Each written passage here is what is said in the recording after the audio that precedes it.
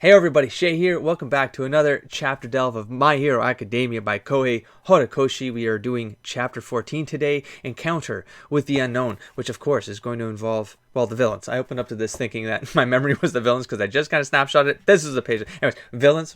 A lot of new villain introductions here, and it looks like a class trip that's going to go a little bit lopsided for our heroes to kind of work themselves through. And my speculation is going to be that this one is actually going to be a pretty quick video to get through because, of course, a fight is starting. We are deep into Act 2. If I were to use the ratio of this page count, I'm just kind of eyeballing it, but we're probably going to get through a fight scene in here. It's likely this one chapter worth, maybe two chapter worths, and then we're going to have some sort of indicator of where this particular volume is going to go. A couple things to touch upon that came up in the comments. I actually forgot what I was going to talk about. It's actually for chapter 12. Oh, so he's so these are the creepy dudes. There's the vulture dude with the brain. I mean, I didn't have the context before. I mean, I saw how creepy this guy was, but I don't know what I thought. He looked creepy. I mean, this that was impactful. I think the art style difference, the actual rendering happening there. Anyways, and before we get started, hold on. I wanted to talk about something in chapter 12 regarding the votes, but the detail that Midoriya got 3 votes. Now, do I think that Midoriya voted for himself? I do not. I do not think that he voted for himself. Whether we find out who that third voter is, I think that's... If I would hope it would happen in this volume still. If I were to guess where it would happen, it's likely going to happen in the third act. And I part of me feels like it's going to be Bakugo. I feel like that's going to be like the spin around. It's going to be that Bakugo acknowledged that Midoriya should be the class president. Maybe it's just like wishful thinking and it's always going to be a mystery, and that's fine. Don't spoil me. Don't confirm or deny, but that's kind of where I'm at right now. I feel like that's from a storytelling perspective. That would be because it's such a small detail, but because we didn't get that answer in chapter 12, we obviously didn't get it in chapter 3 because they moved on. And so it feels like one of those seeds you plant in a story, especially when we're talking about sequential storytelling in comics, especially the Western comics, sequential storytelling, which is, of course, all about the manga. These eventually, I think, will break down into more sequential storytelling as opposed to volume-based story arcs. But the point there being that I believe they laid down a seed that if you don't need to remember that it was there, but I definitely did keep a mental note that it was there. There were 3 votes. We know 2 of them, and we can make an assumption that Midoriya voted for himself.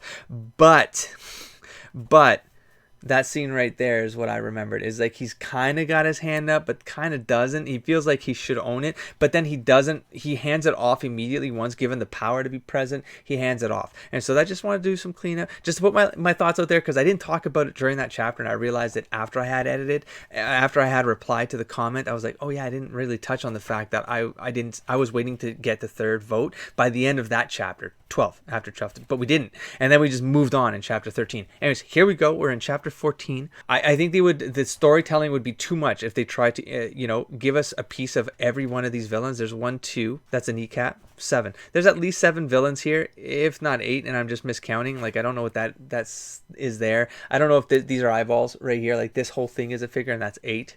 So here we go. We're getting into it, and I want to learn more about this tentacle flesh thing. Anyways, so we have Kill, the symbol of peace. So we know they know that All Might is teaching at UA, and that is definitely a character. Those are eyeballs in the darkness. We got a teleporter here, and a shroudy kind of teleporter, and they want to take him out. And there's a hanging thread for the All Might piece too, which was that subtextual narrative that was going on during the Ida story, that he's having a harder time holding himself together. That needs to come back, and it's likely going to be an Act 3 piece that's going to become a meaningful thing. Okay, here we go. So villains, no way. What villains be dumb enough to sneak into a school for heroes? Sensei, aren't there intruder sensors? Well, they worked, and someone fried through the doors, right? Unless they didn't get context of these of the door getting destroyed. Basically, just giving the summary of that. Yeah, they're kind of off campus slightly, so there's going to be reduced people on campus for them to do this break-in. Yeah, but the thing is, like, they appeared not on campuses. Oh, damn. Hold on, there's even more villains, not just the ones we saw. They're flooding in. So it looks like it was premeditated. We got Mr. Hand Dude here. We'll learn more about him, sure. That's just nasty, though. I mean, we got choke hands here behind him. They look like plug-and-play hands, but what the hell? How does this work? What? 13. Begin evacuation and try calling the school. One of these villains must be jamming the sensors. Oh, one villain might be jamming the sensors for the alarm. A good chance one of their electric types is causing the interference. Oh my god, we got names. Kaminari, try using your quirk to signal for help. Got it. But Sensei, you can't fight them all alone. Against that many, even you can't nullify all their quirks. Oh damn, that's right. No good hero is a one-trick pony. Nice. 13. Take care of them. Away goes Leap with his ribbons.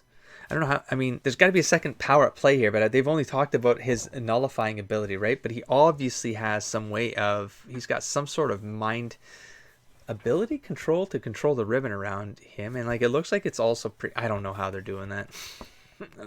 I don't know, power of art style. Range squad, let's move. Our intel said it was just supposed to be 13 and All Might. So who's this? Don't know, but he's coming at us alone. A dead fool then. So we have Minotaur Man, we have Medusa Head, and we have, I don't know, Pistol Finger. Bam. Let's come up with names.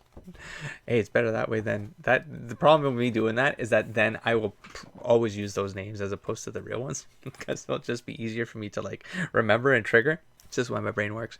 Okay, so I can't shoot. Yeah, so he was Pistol Finger.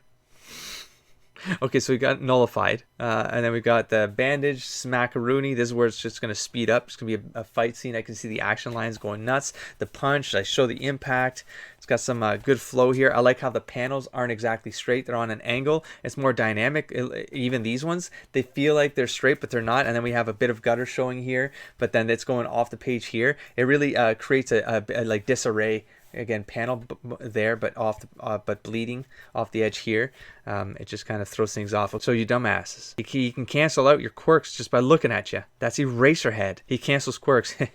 Let's see if that trick works against us heteromorphic types. We got someone who changes forms. A shapeshifter? Heteromorphic. No, it doesn't. Punch. Only against operative or transformative types. Wait, are you telling them how your power works? What are you doing? What are you doing? However, statistically, guys like you tend to shine in close quarter combat. Yank. Wee. All right. I mean, Eraserhead just fucking laying down. Gutters on the edge here and off the bleed. I wonder if that's a design choice because that's the fold, so that these weren't flowing in and confusing the arrangement. People like, you know, so the reader doesn't think like it's flowing across the page. And so we got smash here, which is why I've got countermeasures for you. Well, the ribbon, I guess, but how are you, again, that something's with that power, man. Don't ask questions, don't ask questions. He's good at hand-to-hand, and those goggles hide his eyes, so we don't know whose quirk he's canceling. Oh, nice. Even a whole mob of us isn't slowing him down, because then they just turn into hand-to-hand combatants. Yeah, but now all the students looking at this, I mean, that's got to be some respect showing here. So I hate pro heroes. Ordinary villains don't stand a chance against them. Scratch, scratch. So he's the thinker, all these hands to ponder with, pontificate with. Wow, he can hold his own even when outnumbered. This is no time for analysis. Oh, who's that? Who's saying that? Ida? Yeah, he's the one freaking out. He's very tiny art there. This is no time for analysis. Hurry up and evacuate. Loom. Wait, where did I see loom before? I've seen the word loom before. Oh, it's from him. Loom. Wasn't it? He loomed over someone and looked at them or something. How do you neutralize someone that's just a shadow? He's got 13 in here. Damn it, in the blink of an eye, he may be the deadliest one here. Greetings, we are the League of Villains. Forgive our audacity, but today we've come here to UA High School, this bastion of heroism. Okay, we're going to get the exposition here. To end the life of All Might, the symbol of peace. Huh? We were under the impression that All Might would be here today, but it seems his schedule was revised. Oh, well, accidentally, and because of a crisis that he had to go avert. Well, no matter. What's this one? Flick something on his system here. He's going to suck the sucker in. My role remains unchanged. Again, the gutter's on the inside, but spilling out to the outside. I see a trend here with this particular chapter. I didn't notice it before, like as if the battle is happening outside of the page. It's kind of like the read I got here, you know. So your imagination fills in the blanks because there's a lot of characters right now. Moving in, right? There's a bunch of villains going on. There's these students are running away. It's just a small panel, but it's like what's happening beyond the panels, right? Is that a Oh yeah, no, these are the students laying down. The students are jumping in to lay down. To do with the gear, I don't think we really got a name for him, or if I did, I forgot it. Is that That's Bakugo. That's a grenade forearm right there. Of course, Bakugo would run in there, right? Oh, it's both of them. Are they doing a team up? Okay, so it's a big smash down on this dude right here. Not if we end you first. Bet you didn't see that coming. Yes, students, though you may be, you are the best of the best. Again, such a tiny panel. It's like they're like, it's got to be on this page. Kohei's like, it's got to be on this page. I know it's just small. There's got to be a setup because we need a lot of room to do all the dramatic. I mean, look at this. Like, I mean, 2/3 of this page was 2 panels here of just extreme close-ups. But that's the mood. And see what I mean? And then you got to save room on this page. So we go, be gone. Boom. What's going on here? Writhe in torment until you breathe your last. What's going on here? Is he going unconscious? It's a little bit hard to follow what's going on. I mean, some of them got knocked out, but I don't know how they got knocked out, or if they're literally, if this thing is like just doing this like gloom. Is this an empathy attack? Like, and I don't really know yet. I mean, everyone obviously is freaking out here, and something's happening with this foom. The animation likely makes this very clear, and then it looks like people are going either unconscious or they get knocked out, or maybe this was like, I don't know if this was a concussive attack, if this was like an empathy burst, like are they all in despair? Like, I'm not entirely sure, and maybe it doesn't matter yet. We'll eventually find. We got a swirl here, so things are disappearing. Got hands here. Oh, that's Midoriya. Oh, he's swallowing up. So it's taken.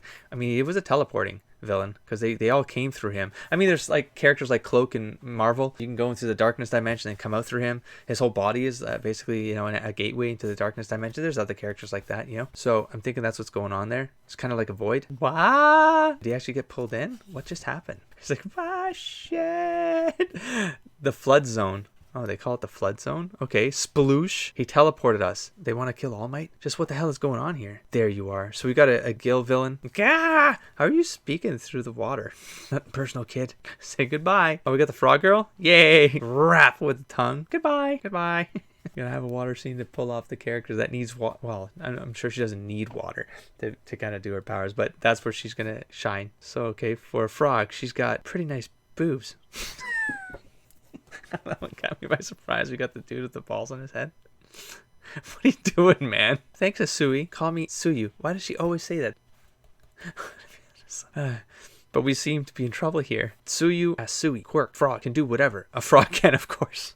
Spider-Man, Oh, so she's saving a bunch of them. Okay, so the thing teleported a bunch of them, and she's doing the saving of a bunch of them. She saves Midoriya, she goes back in, she saves this dude, throws him overboard, and then she comes overboard. So maybe 2 of them got... Oh, so we're getting, again, that slow introduction of other supporting characters. That's good. That's good pacing. It seems the schedule was revised. Was there memory, of course? The simplest explanation. So strategy, Midoriya. Trying to put the pieces together, what the hell's going on and how. So Midoriya pointing out that they must have orchestrated the whole media rush and then taking advantage of that to jump in. But, of course, how could they take out All Might? He would just wreck them. But in any case, then there's the comment is made. Yeah, well, if they're doing this, they're going through all this trouble to get this far. They probably know a weakness and they want to take advantage of it. And then we have Tsuyu saying they must have figured out a way to kill him. Otherwise, why come here just to get beaten? She's still speaking, even though it's showing him in the panel. I got it now. Her bubbles are kind of smooth.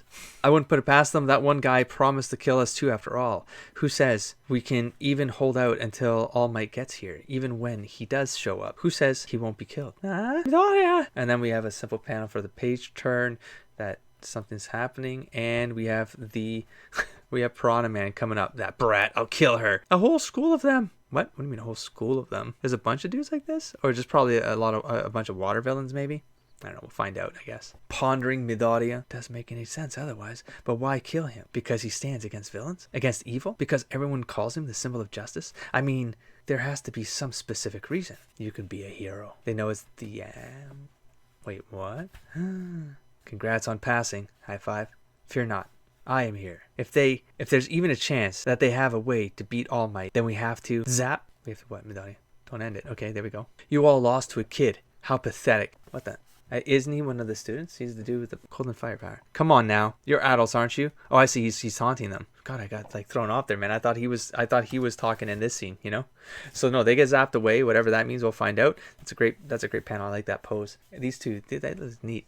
That combination. Something interesting about it, even though I know nothing about it.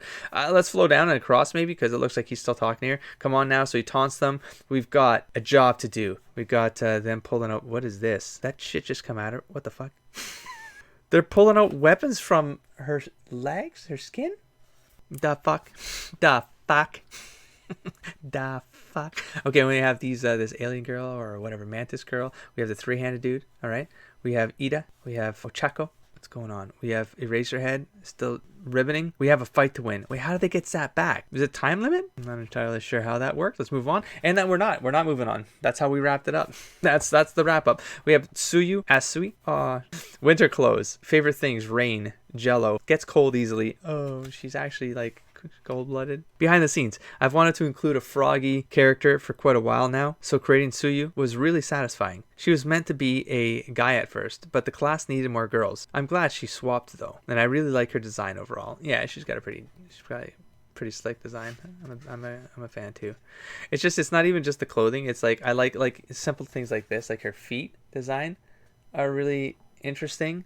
Strangely enough, it looks like kind of a faux high heel there, but they're actually frog toes. But there's just something strangely intriguing about the design. I like the way her mouth is drawn. It's very simple and it looks very frog-like because it's like got extended like lips, you know, but no actual like full lips, but the lips edges themselves go wide like a frog's. I think that's kind of neat. And she's definitely in her environment with the water scenes. The water scenes are actually, I'm a fan of how they were drawn and stuff. I like the bubbles here. I like from a design perspective. I really like it. I like it shows just enough motion, like he's screaming here, and so bubbles are coming out. Yeah, falling in. It shows, yeah, really cool movement with the water designs. I like that quite a bit. And so we're done this chapter. We're looking at some of the shots here because there's a lot of characters going on here. Like the ability to manage this many characters on the page is very difficult. I've written scenes with a lot of characters and you always try to like pull them out and switch them up. You can do panels like this where you want to use this for dramatic purposes. You need space, you need page real estate, and look how many characters they were still able to stick into the scene, right? That's just insane. It's very good handling on design, and I mean the fact they all look different, even from the rear view, you know who each of these characters are, and the fact that you can put them all in the scene, that's some good handling. That's all. And then we have this where just a lot of like stuff happening and just setup for like these students are about to like they're leaning in, and they're gonna go for it. So I kind of like where this is going. We're about to enter Act 3. I don't think it's quite there yet. We're gonna be going into a versus, so it's gonna be a smackdown. I think the next chapter is gonna be relatively quick. But to reiterate, I did lose track of just how things were moving along. They get teleported, they drop into water, they get to this end of the scene and they zap away. And I'm not entirely sure how that worked and if they ended up back in the scene. But it looks like, because everything's flowing, right? Like if this is on the other side of things, or maybe they all got teleported but some of them landed on land. I don't know. But in any case, did they go back there, or are they just talking like we have to, this is what going from here maybe? Then we have to, this is going on, we have to win the fight. And so these three might be stranded still. Yeah, there's water on the deck here. They're on the boat. Okay, so it's two different scenes going on.